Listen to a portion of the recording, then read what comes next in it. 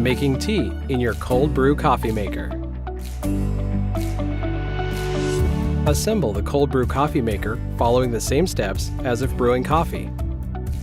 Place 120 grams of loose leaf tea inside the steeper and fill with 1 1/4 liters of cold water. Allow the tea to steep in your refrigerator for 4 to 12 hours. When finished brewing, remove the steeper and allow the remaining liquid to drain into the brew jar.